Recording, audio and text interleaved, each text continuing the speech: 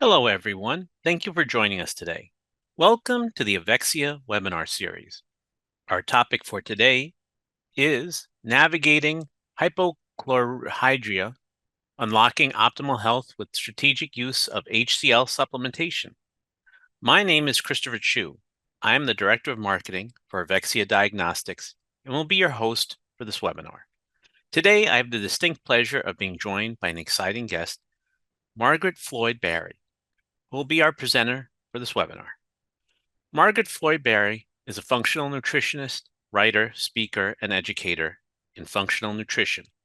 Having seen family members suffer the devastating effects of chronic illness from a young age, helping others find a better way to optimal health has been her passion.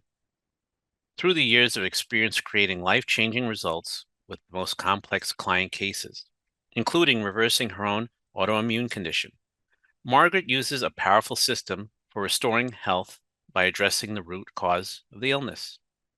Today, Margaret teaches fellow practitioners the same proven system she uses through Restorative Wellness Solutions, a 2-year comprehensive functional nutrition certification program for qualified health professionals.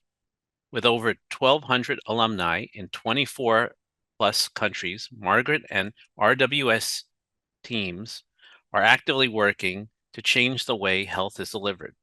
Margaret is also the author of Eat Naked, Unprocessed, Unpolluted, and Undressed Eating for a Healthier, Sexier You, and Naked Foods Cookbook. Without further delay, I will now turn the webinar over to Ms. Barry. Hi and welcome. I'm so excited to be here with you today and to share the nuances of working with one of the most foundational and yet one of the most overlooked supplements we have in our toolkit as nutrition professionals, hydrochloric acid. But before we get into that, a little bit about me. For those of you who don't know me, I am Margaret Floyd Barry, owner and executive director of Restorative Wellness Solutions. And we are the leading online continuing education provider in functional nutrition for health professionals. I have been practicing as a nutrition professional since 2007. I'm the author of both Eat Naked and its follow-up cookbook, the Naked Foods Cookbook. And I built a multiple six-figure nutrition practice, seeing clients all over North America and Europe. At its peak, I had 3 other clinicians and a health coach on my team seeing clients on my behalf so that I could focus on equipping other practitioners, just like you, with the tools that have been so instrumental in my success. Now, I always say that I am both the product and the proponent of the work that we do here at Restorative Wellness Solutions. Back in 2013, I first met the founder of RWS, Ann Fisher Silva, when this program was just an idea. Anne was getting the kind of results in her practice that most of us only dream of. She had a long wait list, but more importantly, she was helping those really complex clients get well. And I can tell you, I was not, and I really wanted to. Those clients who come to you, they're doing everything right, eating all the right foods, taking all the right supplements, but they're still feeling horrible. She was getting knock it out of the park results with exactly these kind of clients. And honestly, I wanted what she had. When she told me a little bit about the methodology she used, and she was thinking about building a training program to share this with other practitioners, I was all over it. So in March of 2014 was the very first iteration of the RWS program. I was in that inaugural class, and it is not an overstatement to say that it changed my life, both professionally and personally. Within a few short months, I was getting the same kind of transformative clinical results as Anne did. And not only did that help my clients, it helped my bottom line because, as Anne always says, results refer. I joined the RWS team as an instructor in 2015. I became partner in the business shortly after that. And when Anne decided to move on to pursue other dreams, I took over the business as full owner and executive director. So that's me, and that's why I am here with you today. Speaking of which, let's talk about what we're going to be learning in our time together. So today we're going to do a deep dive into all things hydrochloric acid. We're going to start off with what might be, review for some of you, maybe some additional nuance for others. we're going to really understand why HCl is so absolutely foundational to your clients and how this one fairly simple element, if it's overlooked, can block your client's ability to heal. As part of this, we're going to review what symptoms we should be watching for and really understand the bigger clinical implications of hypochlorhydria. Next, we're going to dive into how do you properly support your client's hydrochloric acid production. We'll talk very quickly about the basics of what works and what doesn't. And then we're going to look at how to work with hydrochloric acid when there are confounding factors. And I'm going to share an example of this with a client who's got H. pylori overgrowth as an example. Now, for all of this, we love case studies. We love to see real examples of this work in clinical practice. So you're going to walk away with practical applications that you can implement immediately. And last but not least, we're going to talk through how you can get even more transformative results with your own gut healing work. So a little over a year ago, a new client started with me. And for our purposes today, we're going to call her Clara. Clara is a 32-year-old female, and while this is the story of one person, I really want to share that Clara represents many of the clients that we work with and gives us a really useful teaching example of the power of the methodology we use to develop our gut healing protocols. So when she first came to me, Clara's primary complaints were digestive. She had severe IBS, constipation with bowel movements only every few days. She had terrible GERD and reflux and had been formally diagnosed with SIBO. All of these things she had been working on extensively with other practitioners with very little success. She also struggled with a great deal of anxiety and panic attacks to the extent that she had actually become non-functional in certain situations. She had extreme fatigue. She had extreme bloating, nausea, and pain, particularly around her ovulation and menses. And she also had cystic acne under her chin, on her back, and on her chest. Now, because of how symptomatic she was, and because everything she ate caused her digestive distress, she had lost her appetite and was underweight for her height at 110 pounds for a 5'7" female. Now, when she started with me, she was actually already on a good gut healing protocol. You know, she was doing a lot of, or she was addressing a lot of these obvious culprits already, taking digestive enzymes, a fiber support, as well as a product that supported both upper GI healing and motility. And in addition to the current protocol, when I looked through her history, you know, she had tried the gambit of things and everything was very logical and made sense, right? She'd done a bunch of different gut healing agents, various probiotics, some antifungals, other things. Nothing had worked. At the time, she wasn't taking any medications. Now, in terms of her diet, she was on a very strict paleo diet, and she had removed all grains, dairy, sugar, and legumes. It had helped her a little bit, but really not substantially. Now, she had done the rounds in terms of working with practitioners. By the time she got to me, she had seen over 30 different health professionals, both in the conventional medical world as well as in the functional space, including some very top name functional doctors. She had gotten to the point of quitting her job in marketing so that she could focus on healing. And she told me that she thought that I was her last hope. As I said, you know, when I looked through her case history, the work she'd done was great. You know, I could see the rationale for all of the different testing she had done and all the various protocols she had tried.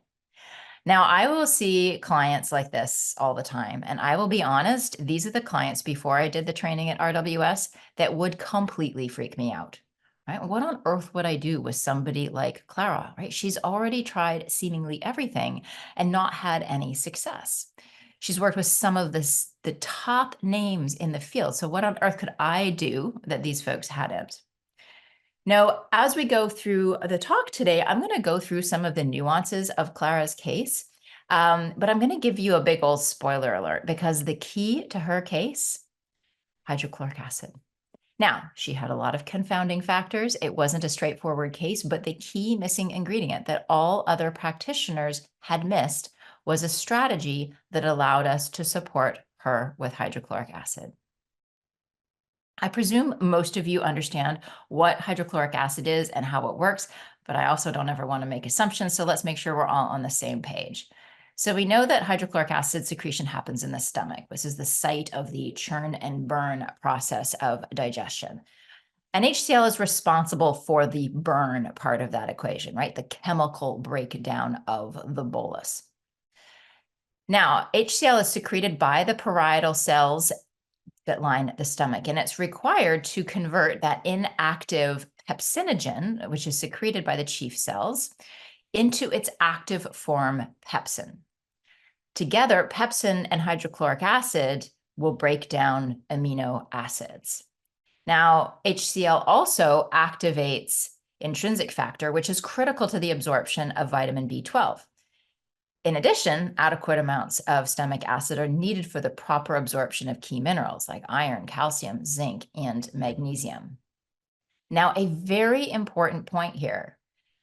With the secretion of sufficient amounts of hydrochloric acid, the pH of the stomach will drop to between 1.5 and 3. That is very acidic. Think about it. If a substance with a pH of 3 or lower would touch your skin, like your finger, it would cause a chemical burn at the very least or severe irritation. The acidity of the chyme is also the body's first line of defense against any orally ingested pathogens. This is part of the reason why it is so acidic. So things like orally ingested bacteria or parasites, to ensure that they don't take up residence in the gut. And this level of acidity is really critical for several other processes further south in the digestive tract. So for one, the acidity of the chyme is what triggers the pyloric sphincter to open. That's the little valve between the stomach and the top of the small intestine. It triggers this to open up and basically allow that chyme into the duodenum, thus ushering your lunch into the next stage of digestion. Now, this highly acidic chyme, as it enters the duodenum, it triggers the release of the next set of digestive juices. So the hormone secretin is produced, which is going to stimulate the pancreas to do two things, one of which is to secrete copious amounts of sodium bicarbonate to neutralize that chyme and raise the pH to about 7. And secondly, to secrete digestive enzymes.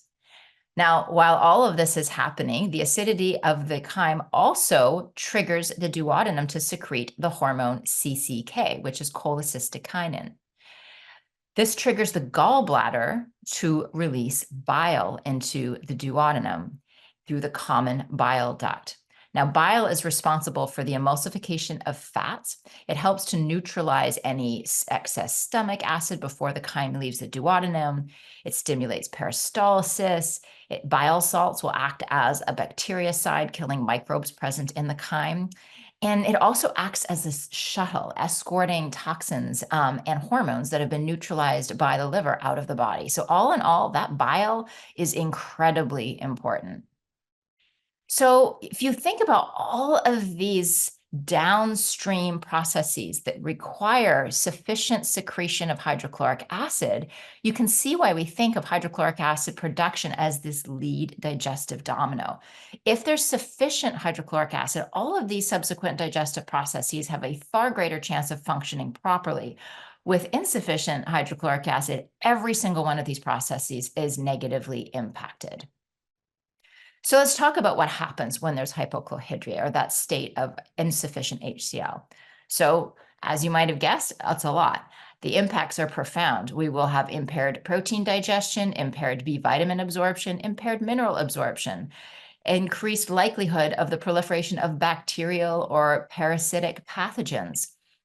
If the contents remain in the stomach too long, this will allow carbohydrates to ferment, fats to go rancid, proteins to putrefy. And with all of these processes, you have that sense of a stomach that is way too full long after eating. These gases will build up and put pressure on that esophageal valve, causing belching and kind of releasing these gases, which can be accompanied by reflux. So a little bit of the stomach contents going up into the esophagus, leading to heartburn, reflux, and GERD. And if you remember how neutral the esophagus is, right? It's a pH of about 7, and it does not have the thick mucosal layers to protect it the way the lining of the stomach does. And remember, if the stomach is at the proper acidity, that's 1.5 to 5 or 1.5 to 3 on the pH scale. Every one of those numbers is a factor of 10. So even if you have a pH of 4 in the stomach, that's 10 times more basic than what is required for all of those subsequent processes, including the pyloric sphincter, to open and release those contents into the duodenum.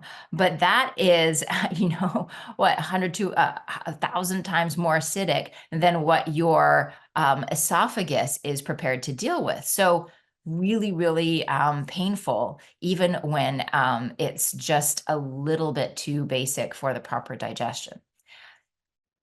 Now, if the chyme is not acidic enough to properly trigger the processes further south in the digestive tract, this is going to affect a couple of things. So first here, the duodenum is not going to secrete enough secretin, which impacts the downstream secretion of both sodium bicarbonate and pancreatic enzymes. It's also going to impact the duodenum secretion of CCK, which affects the downstream release of bile from the gallbladder. And think about all the things that we just talked about that bile does. All of that can be negatively impacted without sufficient hydrochloric acid to trigger the CCK to trigger the release of the bile. All of this together can contribute to reduced gut motility, which is, as we know, one of the contributing factors in the development of SIBO and other microbiome imbalances. Also, if there is insufficient bile or digestive enzymes, this can affect the final chemical breakdown of the chyme into its nutrient components, which can inhibit their absorption through the lining of the small intestine and contribute to the damage of that delicate microvilli, leading to intestinal permeability. And if we have increased intestinal permeability, this is one of the factors that can contribute to food sensitivities.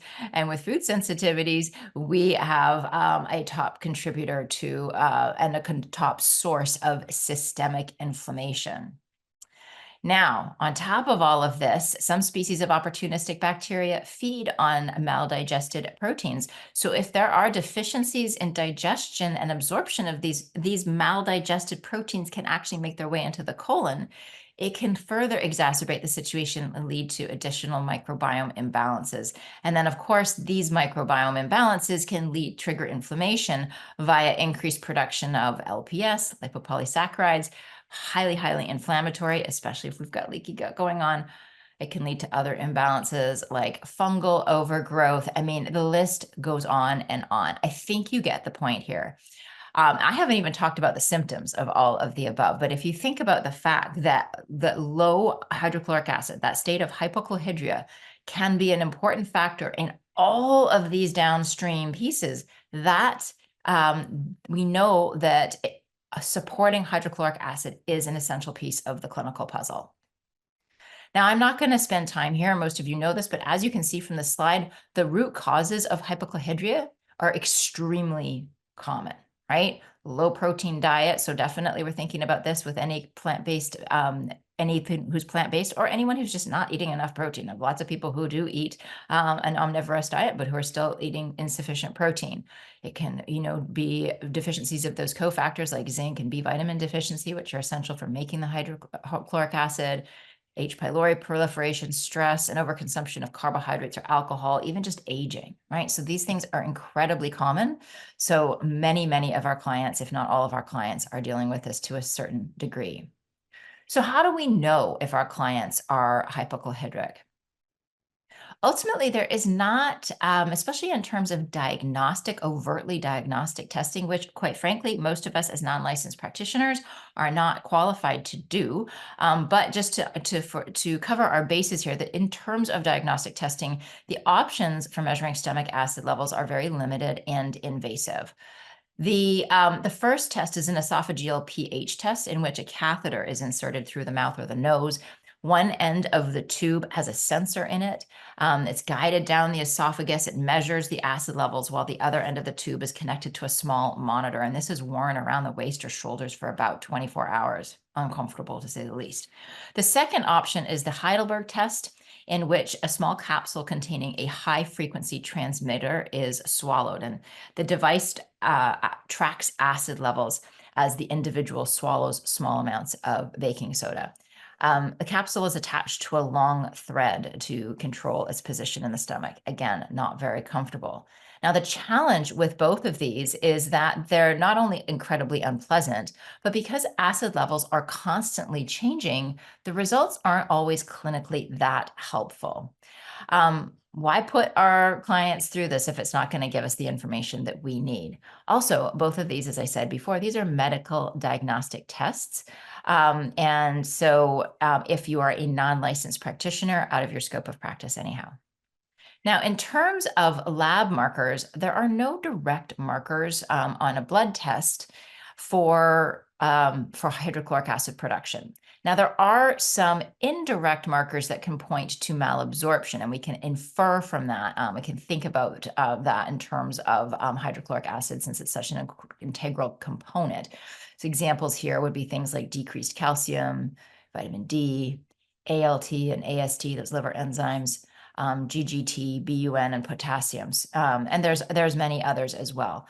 But every single one of these markers can also point to other things. So, and they're also not giving us other really important information on the health of the digestive tract overall. So while serum testing can give a clue as to whether further investigation into digestion is needed, it isn't our first approach if we're thinking about hypochlorhydria and gut health overall. A much better option is stool testing. And sure enough, there are certain markers on a stool test, our favorite of which is the GI map, that can give us clues as to its likelihood, as well as underlying factors that are driving it. So let's take a look at a couple of these now. First, and perhaps most directly connected with hydrochloric acid production, is the H. pylori marker, which you can see here on the GI map test. As I shared earlier, H. pylori, Helicobacter pylori, is a bacteria that lives in the stomach. And when it proliferates, it damages the parietal cells, which are the cells that secrete hydrochloric acid. It does this because it thrives in a low acid environment. So in essence, what it's doing is creating a nice, cozy environment for itself. Now, for all of these reasons, when we see elevated H. pylori like this, we can infer that there are most likely reduced levels of hydrochloric acid. We're going to talk about what to do about this in a moment, because when you see H. pylori elevated like this, it's very likely that the client won't tolerate hydrochloric acid. And even if they do, you will need to eradicate the H. pylori alongside supporting hydrochloric acid levels. So I'm going to walk you through the strategy for this in a moment.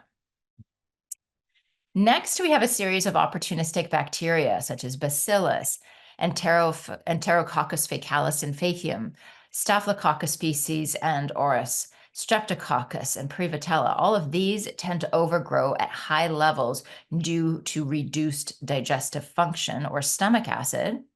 While we also have a couple not shown here on the slide, Clostridium difficile and then Pseudomonas will feed on maldigested proteins.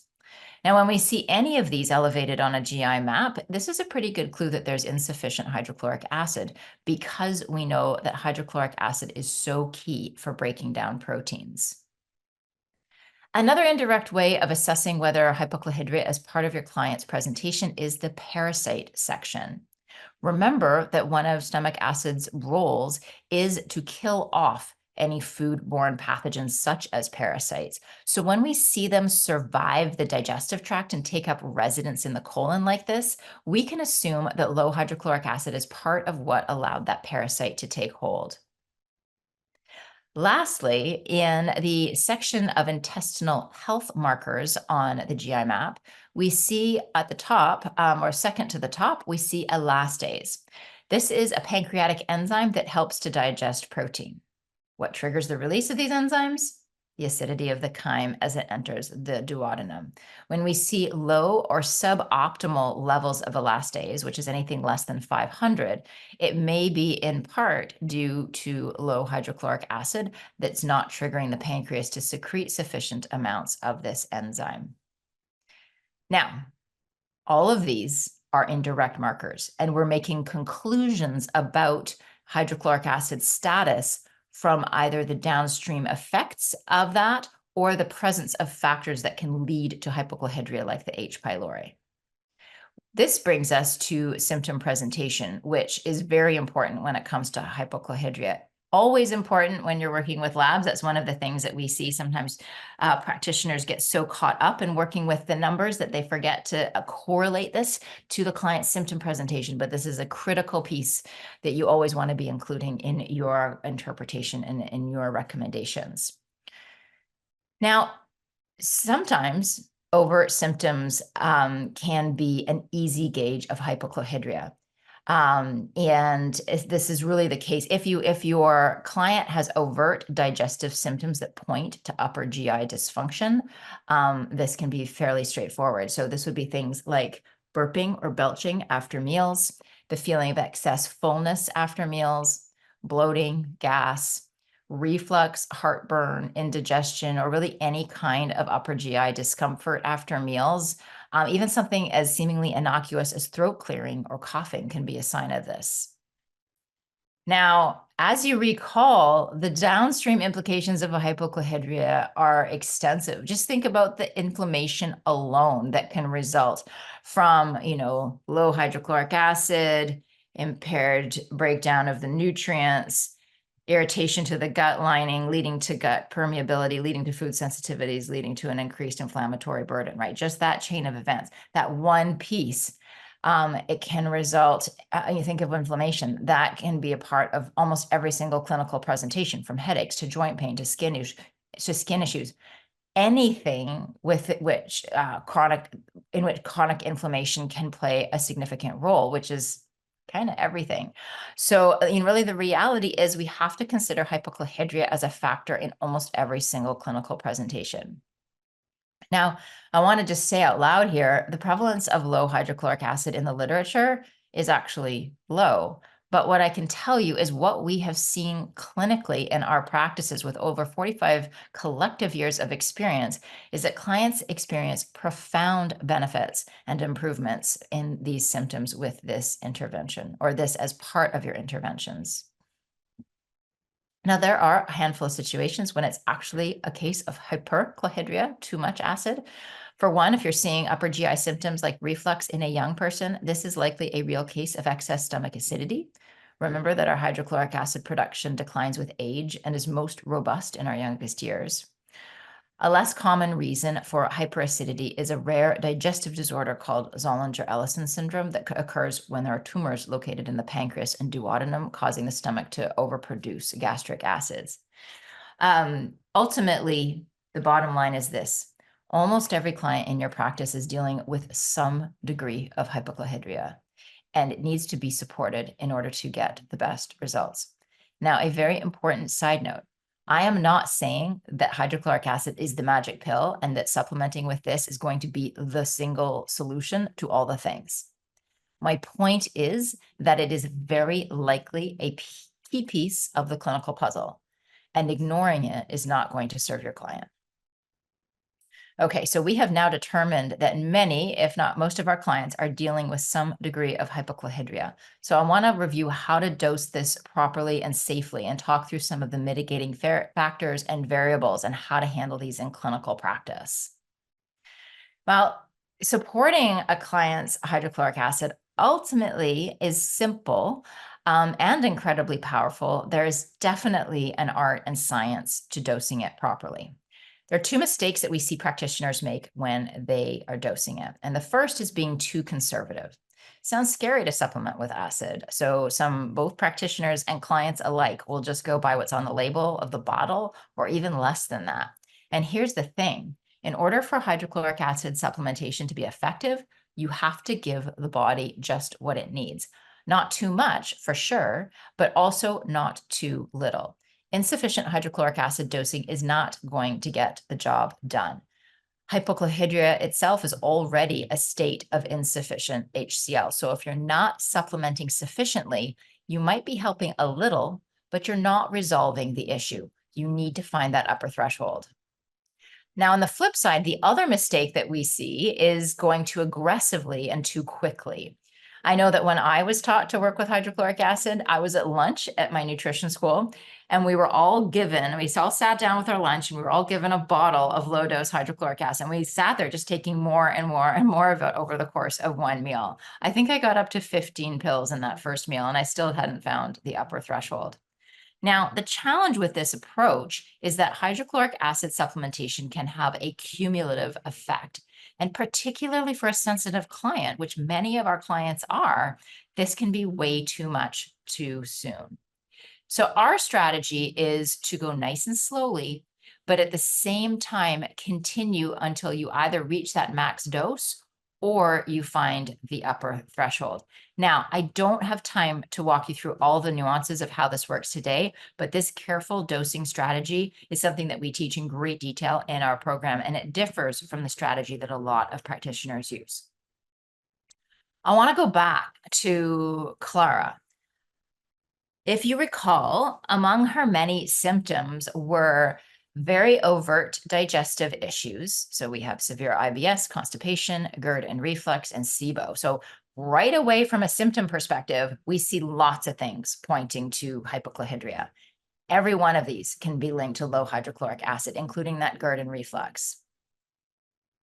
Now, we talked through her symptom presentation, and if you recall, she had already been to over 30 doctors and specialists, several of whom were very esteemed functional medicine practitioners who specialized in digestive presentations like this. So, in talking to her, I had some very specific hydrochloric acid related questions. Question one: had she ever been tested for H. pylori? The answer was yes, multiple times through both breath testing and then once with serum. They always came back negative. Okay. Second question: had she ever supplemented with hydrochloric acid? Yes, but she had never titrated up the way we did. And because she had so many upper GI symptoms, she was really hesitant to try it again, even though she'd done her homework and she'd learned that she was more than likely hypochlorhydric. Now, of note, because of her symptom presentation, I too would not start her on hydrochloric acid, but I wanted to know that history. Another important note here is that she had been taking a variety of digestive enzymes and upper GI healing agents, for years now, and she was still highly symptomatic. So clearly what they'd been doing wasn't working. Now, I saw a window of opportunity here. She has overt symptoms pointing to hypochlorhydria. She's tried supplementing before, but was never dosed properly. Basic upper GI healing support's not doing the trick. And I was not convinced that we had ruled out H. pylori completely, since the two types of testing she had done, which are very commonly the ones used in the medical world, are not as sensitive at detecting H. pylori as our preferred test, the GI-MAP. So our approach was to run a GI map alongside our preferred food sensitivity test and blood work. And sure enough, we found H. pylori, the proliferation of several opportunistic bacteria that feed on maldigested proteins, and low elastase output, all of which are what I was strongly suspecting, that she was hypochlorhydric. Now, before we move on, you might wonder why we even needed testing to determine this. And the answer is that we didn't need the test to confirm hypochlorhydria, but we did need the test to rule in or out that H. pylori. If that's a factor, that changes our approach significantly. So what was our approach? What do you do in a case like this? Well, she is highly symptomatic and her upper GI healing supports were not working. We know she's got elevated levels of H. pylori and that are likely a significant contributing factor. So our first two priorities are to deal with the H. pylori and get her upper GI symptoms under control. So in order to do that, first thing I did was to add in additional upper GI healing supports. When you have clients with very stubborn symptoms like this, you often need to bring in multiple agents. So I actually took her from 1 to 3 products. She was already on a very good product, which is a combination of zinc carnitine, DGL, artichoke, and ginger. And she was on this alongside the digestive enzymes. So what I did is I added 2 other products, one of which is a combination of DGL, chamomile, and meadowsweet. And then as a healing product for the entire digestive tract, I brought in another one that included marshmallow, chamomile again, okra, cat's claw, MSM, quercetin, slippery elm extract, aloe vera extract, L-glutamine, and N-acetyl D-glucosamine. A lot, right?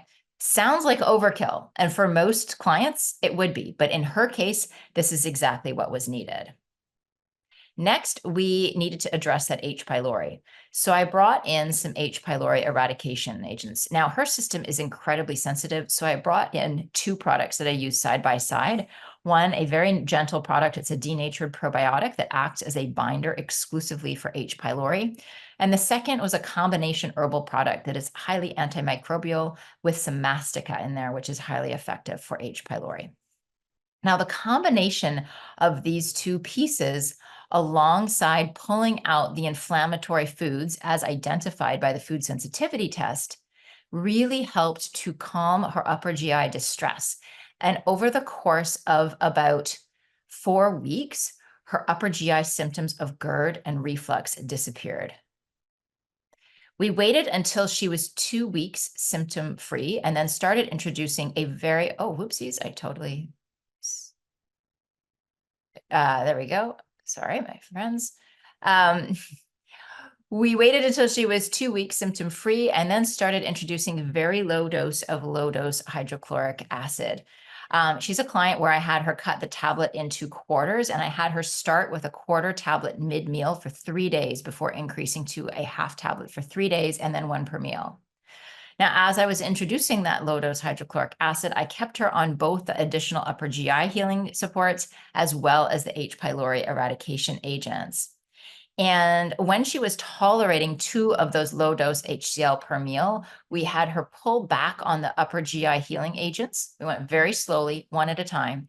And pretty soon she was off of those upper GI healing agents altogether and up to a very robust dose of hydrochloric acid. In fact, she got up to 4 high dose hydrochloric acid, which is 2,800 milligrams per meal. That is significant. Remember, she couldn't even tolerate 150 milligrams when we first started. Well, as you might guess, alongside this, many of her other health issues started to disappear. She started having regular daily bowel movements, which is something she had not had in years. Her energy improved dramatically. She stopped having panic attacks, and her anxiety lessened significantly and was now what we call anxiety for a reason, meaning when something stressful would happen, she would feel stressed. That's an appropriate response, as opposed to this general anxiety that she was feeling all the time for no reason. Her acne resolved. She started putting on some good healthy weight and getting back to that optimal weight for herself once again. Key to all of this was that hydrochloric supplementation, but done properly, thoughtfully, carefully, and very, very strategically. Now, we have just talked about one scenario when you need to work more cautiously and strategically with hydrochloric acid supplementation. So a client with both upper GI symptoms and H. pylori. There are many other situations where you need to proceed with caution. If you have a client who's currently on PPIs or any other acid blocking drugs, if the client has a history of gastric ulceration, severe reflux, or other serious gastric disorders, if they're on other medications that could be affected by enhanced digestive capacity. So things like from thyroid medications to daily low dose aspirin, that's a very specific consideration you have to work around. If a client has liver disease or kidney disease, if they're pregnant or breastfeeding, or if they're under 18. These are all very specific considerations where you don't just want to barge in with hydrochloric acid supplementation. Sometimes you can't even work with it. So I wish that we could talk about all of these today, but we don't have time to talk about everything. Every one of these requires its own custom approach. But what I will say is if diving into the nuances of this kind of thing is something that you are interested in, as well as diving into so many other details of supporting your clients to get truly transformative results. If this is something that's really compelling to you, then I invite you to come and study with us. What I will share is that in our experience, a lot of practitioners don't truly understand the nuances of some of the tests they work with, and including the GI map, and how to properly pair that with food sensitivity testing to get truly outstanding work. Even in those clients who don't overtly have digestive symptoms and whose health issues seem to be at face value completely unrelated to gut health. Learning to effectively work with the data from a GI map test or any other stool test to really fine tune your protocols and recommendations is a very essential ingredient in this. And And I'm only able to give you the tiniest little teaser today, and to talk in depth about this one aspect. But if you're wanting to get truly transformational results with your work, then you definitely want to check out our Mastering the Art and Science of Gastrointestinal Healing program. This is a 12-week intensive. It will transform your clinical results as it did mine. I think the best way to share about our program is actually to share feedback from one of our most recent alumni. She's an RD she's been in the field for over 25 years. She's attended countless trainings, intensives, seminars. In fact, she just wanted to take our blood chemistry course, which is another course we offer a little later in the curriculum. But we always require our students to start off with a gastrointestinal healing class because this piece is so foundational. But she decided to do it. But she sort of said, well, I've been working with the GI map for years. I know the insides and outs of this. She really assumed that she knew everything there was to know.